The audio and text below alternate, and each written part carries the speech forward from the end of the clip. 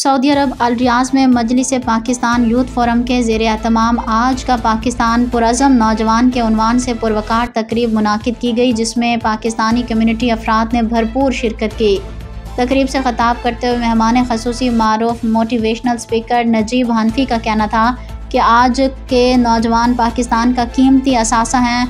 उनकी तख्लीकी सलाहियतें, अज़म और हिम्मत को बरूएकार लाकर मुल्क को तामीर व तरक्की की राह पर गामज़न किया जा सकता है। मुल्क के दरपेश चैलेंजों से निमटने के लिए नौजवान नस्ल की आरा से बहुत मुआवनत मिल सकती है।